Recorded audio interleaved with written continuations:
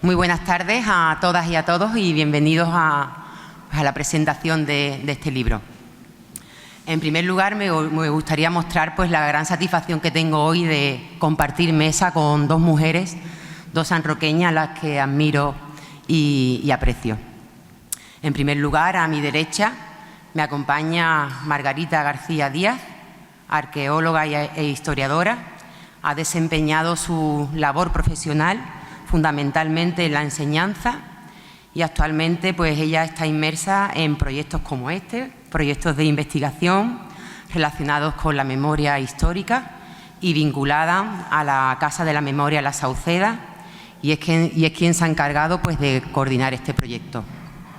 A mi izquierda me acompaña Lola Alto Enríquez, nieta de Gabriel Enríquez, testimonio vivo de esta historia. Ella es licenciada en Bellas Artes, profesora de enseñanza visual y plástica y cuenta con una trayectoria artística propia como pintora. Desde la Delegación Municipal de Cultura del Ayuntamiento de San Roque estamos comprometidos con la Ley de Memoria Democrática, la Ley 20/2022 de 19 de octubre, y trabajamos comprometidos y con el deber moral de neutralizar el olvido de los trágicos episodios de la historia de España. En esta línea, en los últimos años, venimos trabajando de la mano de colectivos memorialistas con el objetivo de cumplir con las leyes de memoria históricas, con trabajos para la localización de fosas de personas represaliadas por una parte y con iniciativas para dignificar a las víctimas de la dictadura franquista por otra. Dejar constancia de todo lo acontecido en la Guerra de España es importante para la configuración de nuestra identidad como españoles. Es nuestra responsabilidad fomentar la reparación, incentivar la reflexión social y reconocer la dignidad de las víctimas. El impacto que la guerra civil tuvo en la sociedad española fue dramático y hemos de honrar los sacrificios de aquellas personas que fueron perseguidas, encarceladas y torturadas y que en muchos de los casos perdieron sus bienes e incluso hasta sus propias vidas. En esta línea venimos trabajando hace meses con la colaboración de la Casa de la Memoria La Sauceda y principalmente con Margarita García en la elaboración de la presente publicación. Margarita ha compartido trabajo con su equipo, que ella ahora pasará a detallar, y por la parte del área de cultura me gustaría agradecer la labor del personal que ha contribuido, como ha sido Alicia y César Aldana. Ejemplo de ello es Soldado y desafecto, Memorias de Gabriel Enríquez, edición que hoy presentamos y que ahora Margarita nos detallará. Gabriel Enríquez, cuyas vivencias relata este libro, fue testigo de los trágicos momentos de la Guerra de España. Su testimonio es uno entre tantos otros que nos coloca delante de los crudos acontecimientos. Honrar su memoria es hoy un ejercicio necesario para conocer el desarrollo de nuestra historia democrática. Su recuerdo debe servirnos como memoria vigilante contra toda forma de intolerancia y desigualdad, contra el entramado sobre el que se construyen los totalitarismos, y para evitar su desarrollo, para evitar que la historia se repita, en pos de ese nunca más que se ha convertido en imperativo ético fundamental de las sociedades democráticas en todo el mundo. Sin más, le paso la palabra a Margarita García.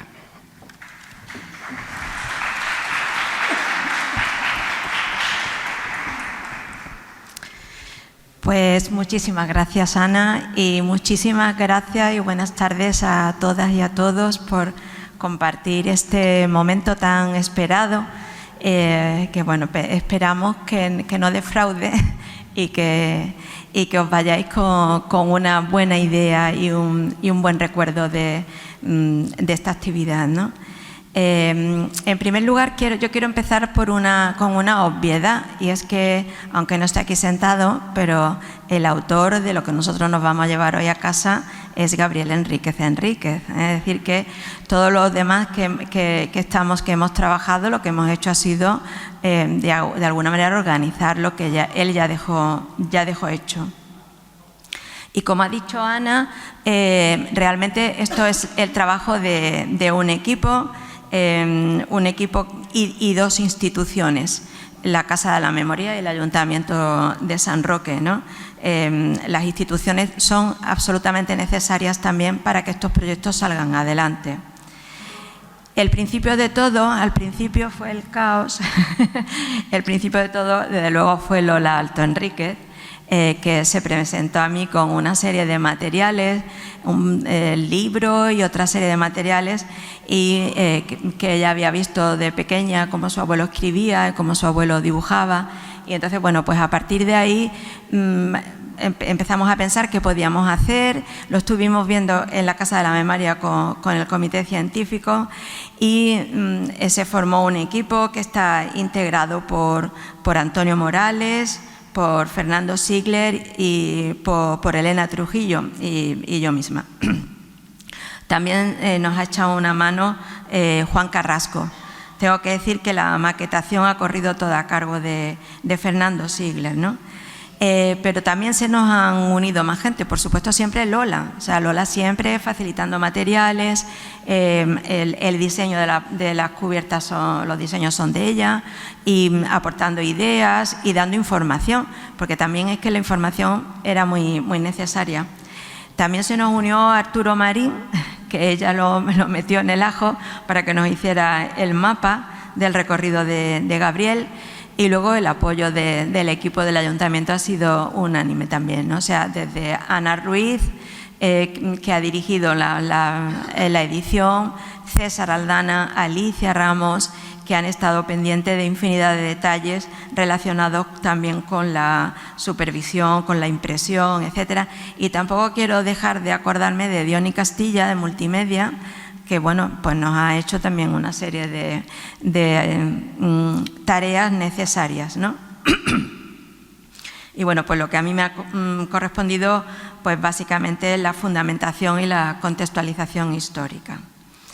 Hemos trabajado con documentos, aparte el documento básico ha sido las memorias de Gabriel, que como ya digo, no son solamente las del libro, sino otros materiales que tenía por ahí, que Lola iba descubriendo y nos lo iba pasando, pero también hemos contado con el expediente de Gabriel, que está en el Archivo General Militar de Guadalajara, y obviamente también hemos manejado toda la normativa que se iba generando conforme el ejército rebelde iba tomando posesión de zonas e iba adoptando medidas, y después de la guerra también.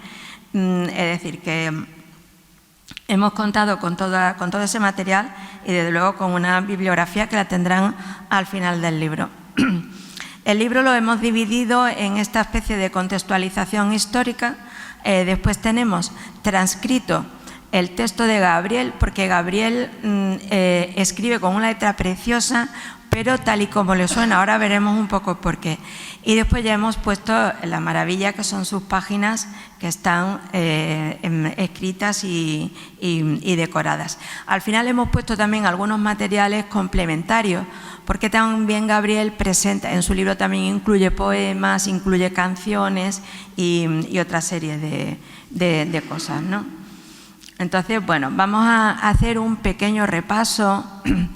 No quiero extenderme mucho porque sé que la atención se dispersa, pero, a ver, espérate esto.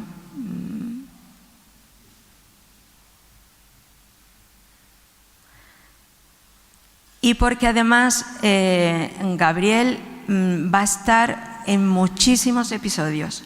Es decir, que es que realmente hay mucha información ahí recogida, ¿no? Una de las primeras cosas que hemos hecho ha sido comprobar los datos que Gabriel va aportando en cuanto a fechas, lugares, nombres, acontecimientos. Y bueno, él, que se pone a escribir sus memorias el 1 de enero de 1981, tiene una memoria absolutamente prodigiosa y, como ya hemos dicho, no solamente de lo que ocurre, sino de cómo era el lugar, ¿no? De ahí que tenga esa doble vertiente también del espacio, con una percepción espacial bastante interesante que quizá Lola, que es especialista, nos la sepa explicar mejor, ¿no? Esto es para que vean básicamente todo el recorrido que hace Gabriel desde su Coín natal, cómo va a todos estos frentes, cómo cruza la frontera, va a Francia, después cruza la península de punta a punta. Aquí va a estar mucho tiempo en los batallones hasta que lo mandan a un batallón aquí. Es decir, que realmente 3 países y bueno, en total va a estar cerca de 7 años metido en todo lo que sería el conflicto. Prácticamente al mes del golpe de Estado, Gabriel, que lo tenemos aquí a la derecha, se inscribe en Málaga con 18 años, casi recién cumplidos. Se va a Málaga y se inscribe en el batallón Stalin, un batallón que habían creado las Juventudes Socialistas Unificadas. Ahí había socialistas y comunistas, que pocas veces en la historia se llevaban bien, pero aquí se entendieron. Y ahí va a asistir, porque él nos lo dice en otros textos, que no había podido ir a la escuela, y entonces ahí van a estar las milicias de la cultura. Las milicias de la cultura es un cuerpo muy interesante, que es un poco la evolución de esto pedagógico,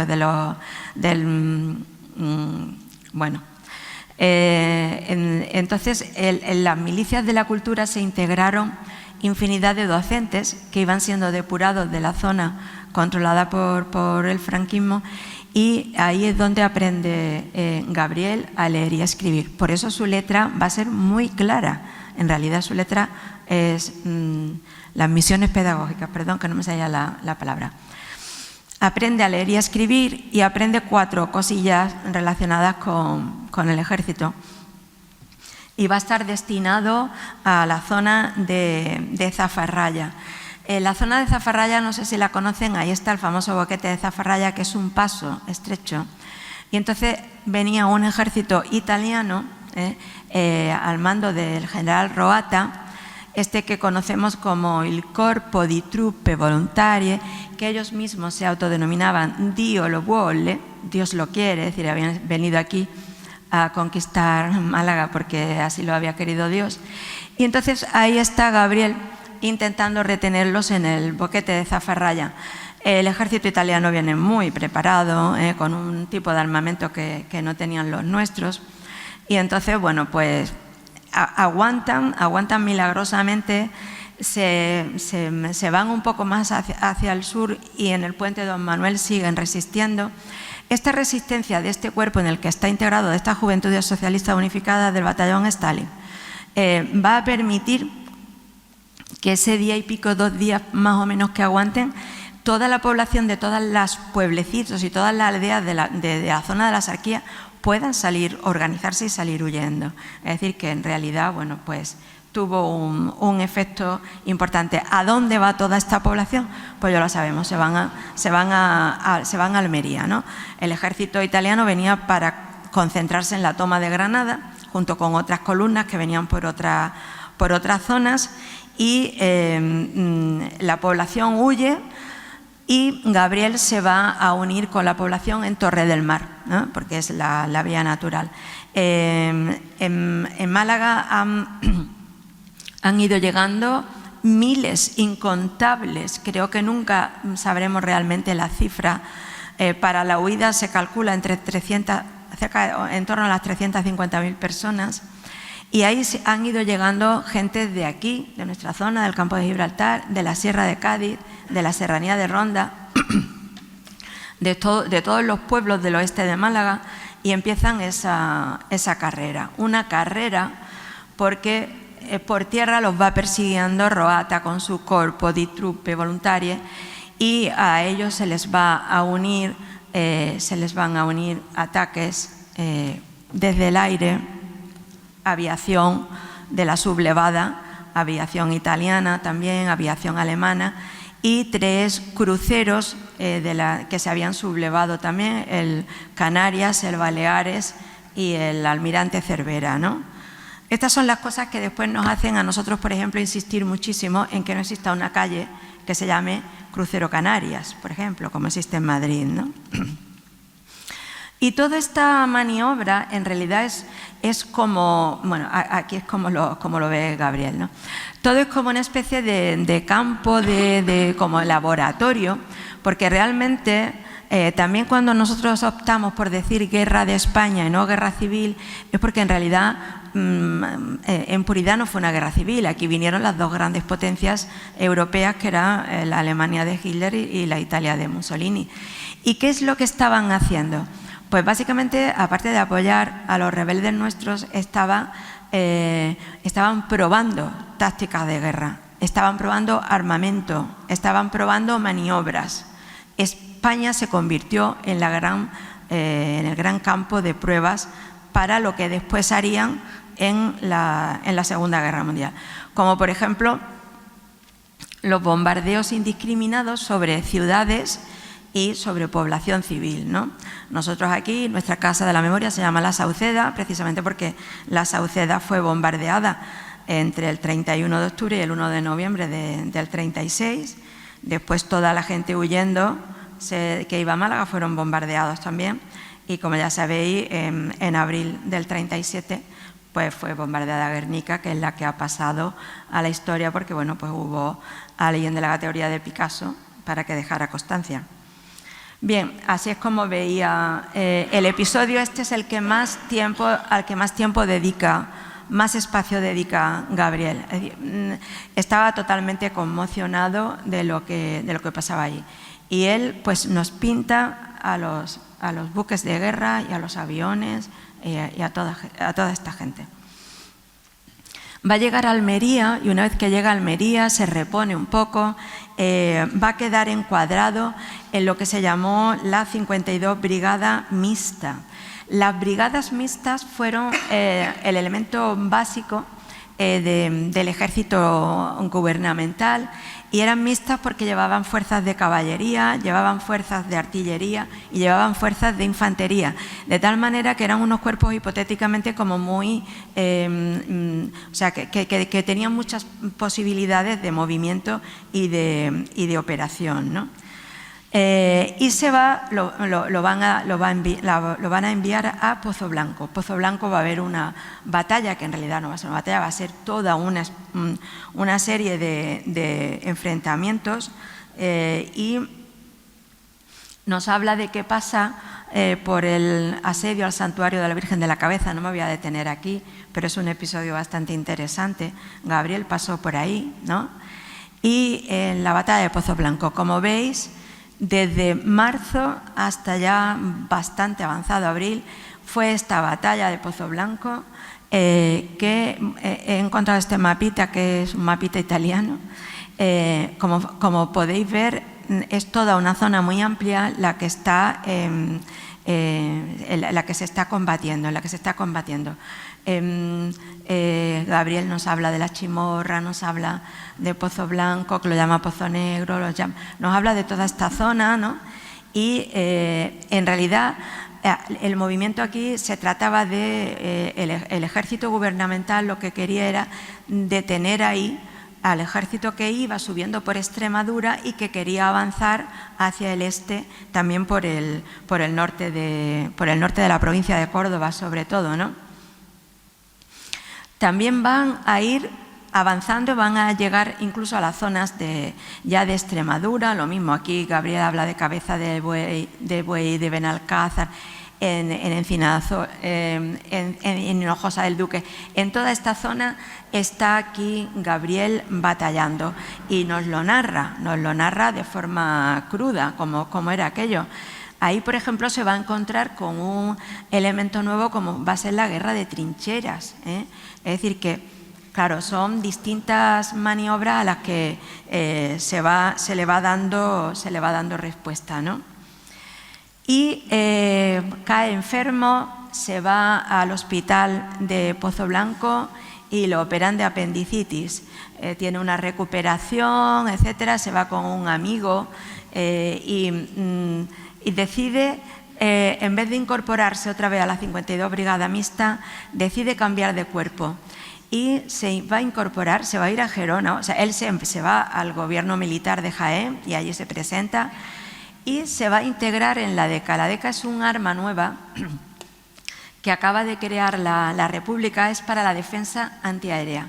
Con lo que Gabriel tiene que seguir un curso de especialización, porque esta gente ya tienen que utilizar una serie de fonolocalizadores, reflectores, ellos son los encargados de las alarmas, es decir, que ya es digamos que un especialista, ¿no? Y recibe esos cursos y Gabriel queda encuadrado como artillero, ¿no? Estos son ya los aparatos que deben ir manejando y ahí, bueno, pues es donde se integró. Todo esto en Gerona. Lo van a trasladar a las proximidades del Frente del Ebro, pero no va a estar en primera línea del Frente del Ebro, por suerte para él. Va a estar un poco en la retaguardia, va a estar viendo un poco cómo iban los movimientos, pero él estaba un poco en la retaguardia, hasta que empiezan los bombardeos sistemáticos, sobre todo a la zona de Cataluña. Él va a estar en la ciudad de Reus. Reus es famosísima por esos bombardeos.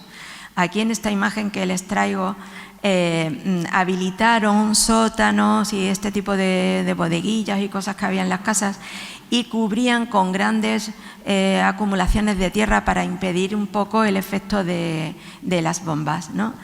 En Reus no pueden resistir, tienen que abandonar Reus, se van a dirigir hacia la costa, hacia Tarragona, vuelven a ser bombardeados por esa carretera, esta vez con hidroaviones.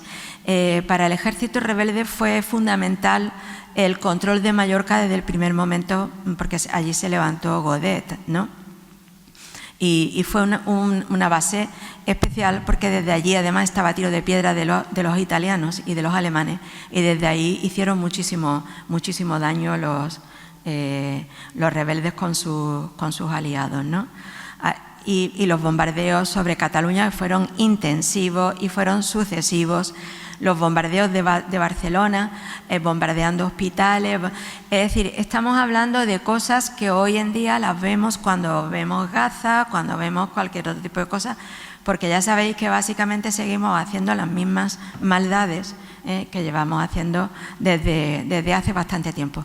Él está en Montjuïc y tienen que huir. Tienen que huir y se va a integrar con el cuerpo que se refugia en el castillo de Figueras. Esto ya está en la frontera justamente con Francia. Y allí se habilitaron realmente como las caballerizas o no sé lo que se rehabilitó de ese castillo. Y este es uno de los momentos más emocionantes que Gabriel describe, porque allí va a tener lugar la última sesión de las Cortes, del Parlamento, de las Cortes españolas, ya una vez que se reconocen vencidos militarmente, que no moralmente. Todo esto siempre Gabriel lo está diciendo constantemente, ¿no? Y allí además es que el discurso, ya quedaban solamente unos 62 diputados, pero el presidente del gobierno, que era Juan Negrín, va a dar un discurso que yo no me he podido resistir y he colocado un párrafo en las notas del pie, ¿no? Porque el discurso de Juan Negrín es para leerlo entero, es absolutamente emocionante. ¿Y qué le pasa a Gabriel? Pues que Gabriel está absolutamente emocionado. Y os voy a leer concretamente lo que él dice. Dice, pude estrechar la mano,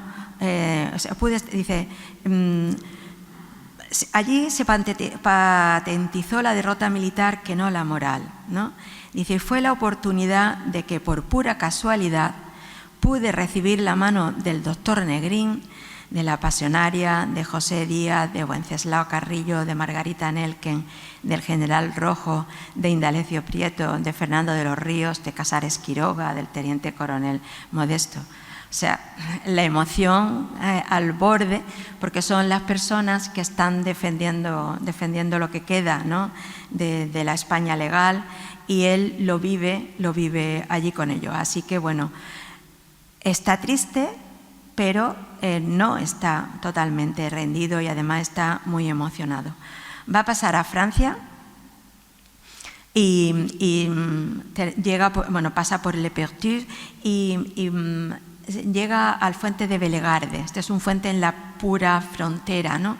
Y va herido. Ahí Gabriel lleva una herida en una mano y entonces lo van a trasladar a un barco hospital que está en Marsella. Todo este tema de los barcos hospitales, no os podéis hacer una idea de lo interesante que es la movilización que hubo que hacer. Aquí ayudó muchísimo la Cruz Roja, ayudó muchísimo la República de México, y el gobierno de la República. Allí lo atienden y al final termina pues como los cientos de miles que acabaron en Argelès-sur-Mer, en Saint-Cyprien y en otros de estos hipotéticamente campos de refugiados, pero ¿de qué se refugiaban? ¿Cómo se refugiaban en medio de la playa en febrero, con un frío atroz? Y bueno, ahí está un tiempo, ahí va todo el mundo, ¿no? Hasta que a los que habían sido soldados los van a trasladar, a buena parte de ellos, y Gabriel termina en el campo de concentración de Gurs. Está bastante más al oeste de Francia. Y aquí ya solamente hay combatientes, aquí solamente hay soldados, muchísimos del País Vasco. Ya leeréis también, porque hay algunos comentarios muy interesantes sobre cómo era el modo de vida en estos lugares, porque obviamente no eran campos de refugiados, eran campos de concentración, y las condiciones eran terribles. Él allí idea irse a Argentina, idea irse a una colonia francesa, porque su cabeza siempre estaba bullendo, ¿no? Siempre tenía ideas y siempre tenía proyectos. Y hay un momento en que se escapa con dos colegas y los cogen. Hipotéticamente no eran criminales, así que los devuelve al campo de Gurs. Y en estos momentos va a haber unas maniobras importantes diplomáticas entre el gobierno francés de Vichy, de General Pétain, y ya el gobierno de Franco, porque esto ya estamos con la guerra concluida, como os podéis imaginar, desde que ha pasado a Francia. A Francia no le interesaba toda esta gente allí, porque él los consideraba peligrosos, que podían significar pues tener enemigos allí, y desde luego los nazis querían largarlos porque ya tenían previsto que el campo de Gurs se convirtiera en un campo de concentración de judíos. Entonces va a haber una serie de acuerdos, y entonces entre pasarse a la Legión extranjera francesa o incorporarse a España, Franco había prometido que aquel que no tuviera delito de sangre no iba a tener ningún tipo de consecuencia. Pues cruza por la frontera de Irún y es internado en el campo de la Magdalena, en Santander. Me gusta mucho esta imagen que he encontrado de las misas que les ponían los domingos, ¿no? Y de ahí va a pasar al campo de concentración de San Pedro de Cardeña. Ahora lo va a decir él, porque tenemos unos audios de él. En estos campos de concentración, básicamente lo que se hacía era clasificar a la gente y distribuirla. Ahora lo explica un poco mejor Gabriel. Para ello reciben informes de sus pueblos, ¿no? Los informes son para leerlos, ¿no? En fin, el caso es que de ahí Gabriel va a salir con una condena y va a salir, por suerte, como él dice, para incorporarse a los batallones de trabajo.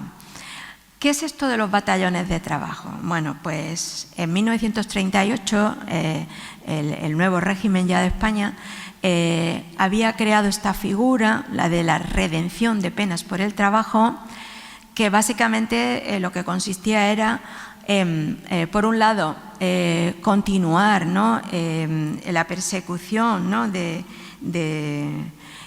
los vencidos, y por otro lado aprovechar toda esa mano de obra también hipotéticamente para la reconstrucción del país después de después de la guerra. Realmente ahora ya veremos que no van a hacer grandes obras de reconstrucción, sino otros proyectos que eran los que estaban en la mente ya del dictador, ¿no? Como proyectos faraónicos, como por ejemplo lo de Valle de Cuelgamuros, o como por ejemplo los proyectos que también se hicieron para dar respuesta a quienes habían apoyado a los rebeldes, como por ejemplo la grandísima obra del Canal de los Presos para poner en regadío las tierras de algunos terratenientes, ¿no?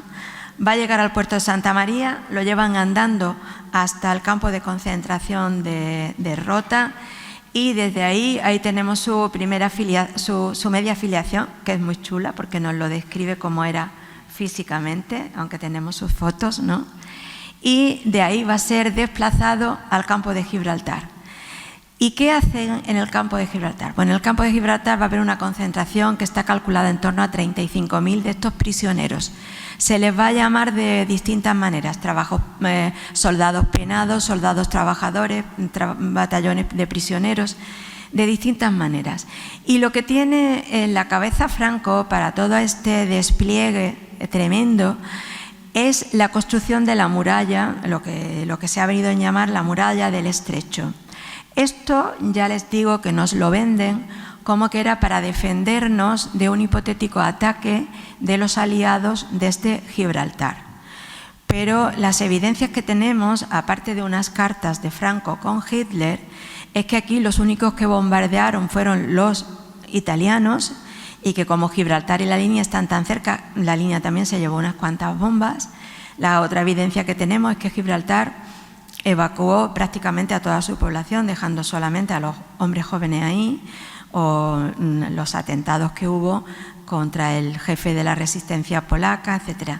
El caso es que aquí se van a construir centenares, los llamamos búnkeres, pero hay de muchísimas categorías, los hay de distintas, bueno, pues con distintas funciones, ¿no? Y yo también aquí quiero hacer un pequeño inciso para recordar lo que tenemos en Sierra Carbonera. Sierra Carbonera es un libro de historia y es un libro de memoria, ¿no? Entonces, para que preservemos y podamos aprender de lo que tenemos ahí, ¿no? Gabriel, bueno, aquí os pongo también un mapa de cómo era todo este plan ideado para esta muralla del Estrecho. Aquí, fíjense la foto, esto también yo derivo la atención hacia nuestra página web de la Casa de la Memoria, donde hay un trabajo extraordinario de nuestro compañero Juanma Pizarro sobre los prisioneros, ¿no? Los batallones de prisioneros.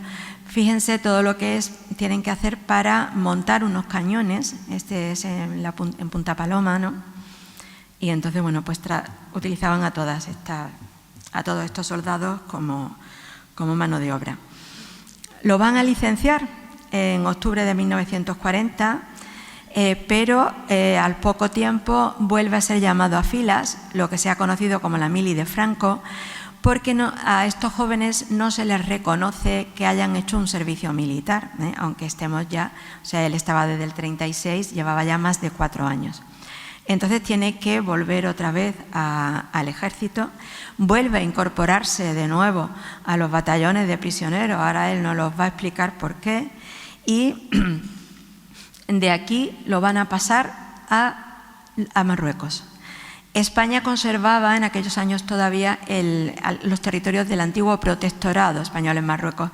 Aquello estaba todo ya un poquito mangas por hombro, y entonces van a llevar también estos batallones de prisioneros para arreglar pistas, edificios, infraestructuras, todo esto que tenía España, lo que le quedaba de aquel protectorado español, pues ahí va a ir. Él va a un lugar inhóspito, a 80 kilómetros de Tetuán, que se llama Collado de Afernún. Y bueno, pues ahí hay un episodio tremendo que prefiero que lo lean de las propias palabras suyas, ¿no? Y como ya digo, pues todos estos trabajos pues van a ser en los que se utiliza toda esta mano de obra. Va a seguir vinculado al ejército hasta el año 48, que todavía lo reclaman para que estuviera en la reserva, es decir, le quisieran sacar hasta el último. Porque hay un momento en que lo licencian del batallón de prisioneros, lo convierten en soldado normal ya, le hacen una jura de bandera y todo esto, y ya después va a pasar, ya va a volver licenciado a finales en el otoño de 1943, ¿no? Y bueno, pues todo esto que hacemos, pues ya sabéis, ¿no? Nuestro lema, ¿no? Tenemos que desentrañar la verdad, porque el olvido no nos sirve. También todo esto es, como también nos ha dicho Ana, es un ejercicio de justicia, y de reconocer todo el legado de todas estas personas que dieron tanto, ¿no? Por nosotros, y también de alguna forma pues que sirve de reparación. Yo estoy encantada de ver aquí a sus 4 hijos y a sus nietas, ¿no? y que de alguna manera les repare todo esto. El libro concluye con un Gabriel ya regresado al común del país, ya integrado como un ciudadano dentro de la dictadura, claro. Como digo, prácticamente 7 años después de que saliera de Coín. Y en estos últimos años, ahí es donde también podemos comprobar perfectamente ese carácter irredento que tenía, ¿no? Y esa visión del mundo en el que solamente había cabida para hacer de la vida un lugar bueno y feliz, ¿no? En sus páginas, escritas de una forma natural, de una manera con una facilidad extraordinaria, en sus páginas encontramos el dolor, pero también encontramos la solidaridad. Encontramos la injusticia, pero igualmente el valor para superarla. Encontramos la inhumanidad, pero tratada con su extraordinario espíritu crítico. Gabriel tiene un fino e inteligentísimo sentido del humor. Gabriel, por tanto, es el prototipo del héroe al que no se le erigen monumentos, ni se le nombran calles, ni se le ponen placas. Él es uno de tantos y de tantas que simplemente empujan a la civilización hacia el progreso. Es un elemento más del pueblo, del que está orgulloso y lo dice constantemente. Es un elemento comprometido en la defensa de sus gentes. De ese pueblo, que es el que, como sabéis, constituye la verdadera, la única, la auténtica patria. Gabriel no dejó rencor en sus palabras, pero eso sí, con su mirada, sus memorias son una muestra de su límpida y de su diáfana clarividencia. Muchas gracias.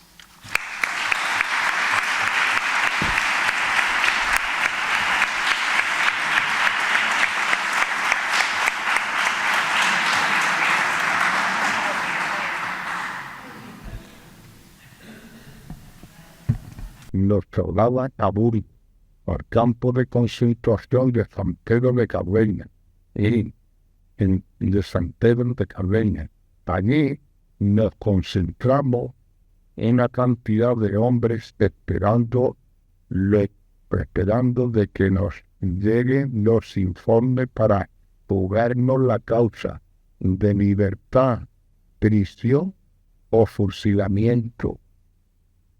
Yo tuve suerte porque próximo a los 3 meses me nombra en una expedición que nos habían impuesto 1 año de castigo para pasarlo en campo de concentración. Salí de transeúnte, destinado a un batallón disciplinario que se entraba en la estación de San Roque, al 9º batallón disciplinario, al poco tiempo a los barrios, y después a Punta Canero y a Algeciras. Y por último, fui licenciado el día 8 de octubre de 1940 en la subinspección de campo de concentración de prisioneros de guerra de Algeciras. Al poco tiempo fuimos llamados a fila, todos los que pertenecíamos a los reemplazos del 1937, 38 y 39 de zona liberal. Yo fui agraciado de dicha orden y nuevamente soy tallado en mala y clasificado de sargento al régimen. Bueno, le cedo la palabra a Lola Alto.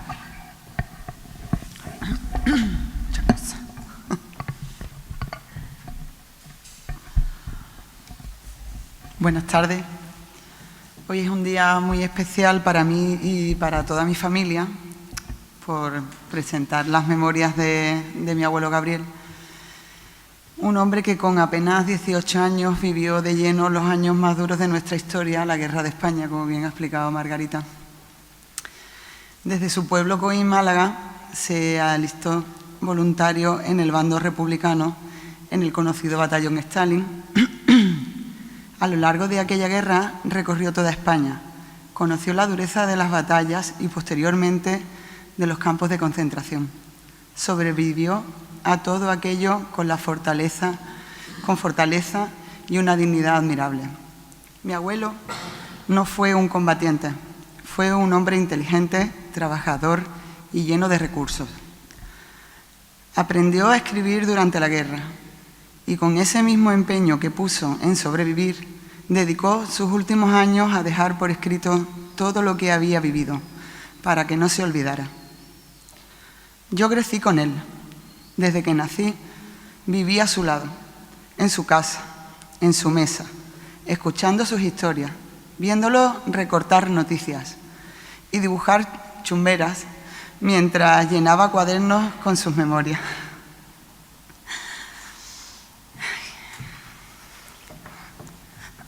Perdón. Aunque de pequeña no lo entendía del todo, hoy sé que lo que él hacía era un acto de resistencia. Escribir para que la verdad no se perdiera. Mi abuelo falleció cuando yo tenía 8 años, pero sus recuerdos, su ejemplo y sus palabras siguieron vivos. Años después, en plena pandemia, al reformar la casa donde crecí con él, encontré aquel cuaderno donde había dejado escritas sus vivencias, decoradas con recortes y dibujos hechos con sus propias manos. Sentarme en el mismo lugar donde él escribió tantos años después fue una experiencia casi mágica. Sentí que su voz me guiaba mientras transcribía cada página. Aquello que empezó como un deseo de conservar su historia para mis tíos y mis primos, se transformó en algo mucho mayor. Con la ayuda y el trabajo de mi profesora Margarita, que durante 3 años documentó y estudió estas memorias con rigor y cariño. Y gracias al apoyo del Ayuntamiento de San Roque y a la Casa de la Memoria La Sauceda de Jimena, a Multimedia, Dioni también, hoy este testimonio ve la luz. Este libro no es solo la historia de un hombre, es la historia de todos aquellos que, como mi abuelo, lucharon, sufrieron, soñaron y sobrevivieron. Es una forma de honrar la memoria, de reconciliarnos con nuestro pasado y de recordar que detrás de cada hecho histórico hay personas, familias, emociones y esperanzas. A mi abuelo Gabriel,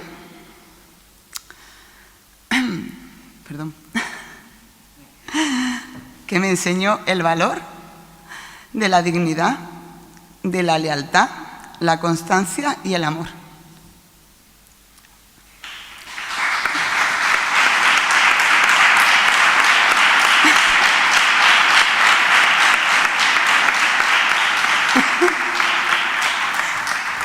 A mi abuela Dolores, su mujer, que siempre estuvo a su lado y al nuestro.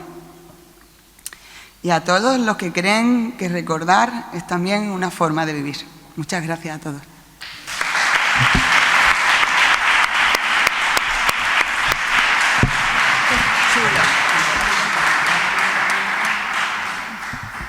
Bueno, pues esta tarde además tenemos la presencia de don Domingo Mariscal Rivera, polifacético profesor de los barrios, que nos interpretará la canción Somos los tristes refugiados, basándose en la música de un tango de Gardel, y las personas que se integraron en la retirada hacia Francia en el invierno de 1939 le acoplaron esta letra para hacer más llevaderos sus aciagos días.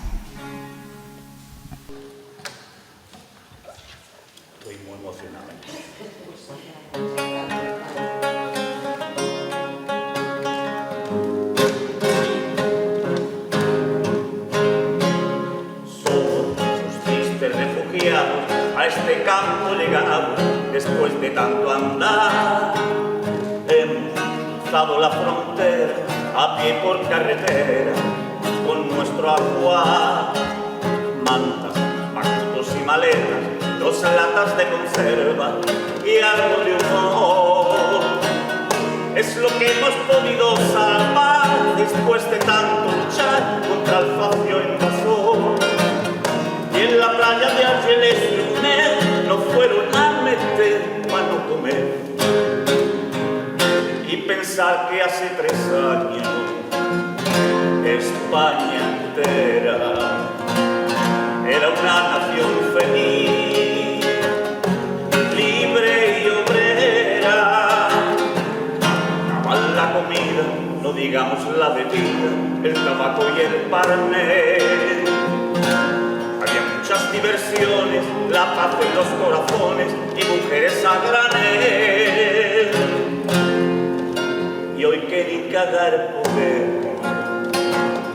sin que venga un Mohamed, nos tratan como apenados y nos gritan los soldados, ale, ale.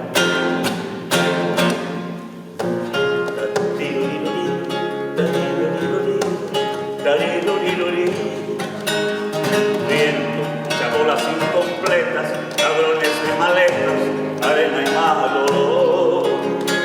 Mierda por todos los rincones, sarna hasta los cojones, fiebre, dolor.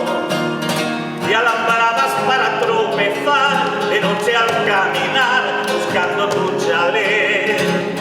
Y por todas partes que tú vas, te gritan por detrás, dale, dale. Y si vas al barrio chino, está copado, te quedas sin real y cabreado. Sigan los 1000 pesetas y en el fuego no te metas, porque la puedes palmar. Si el vientre te apura y a la playa vas oscuras, te pueden asesinar. Mal año hemos venido, no sabemos ya qué hacer. Cada día sale un bulo y al final te dan por culo, dale, ale. Cada día sale un bulo y al final te dan por culo, ale, ale.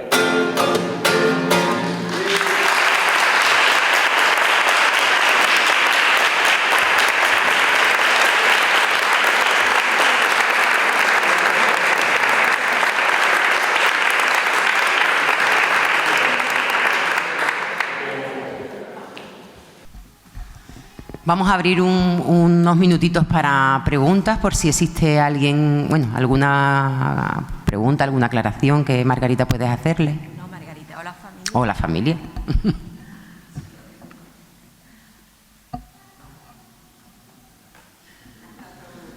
Bueno. No, pero es que soy muy buena explicando. Sí, la verdad que sí. No sé si me habréis cogido nota, pero... Bueno, pues voy a hacerle entrega a la familia de unos libros, unos ejemplares.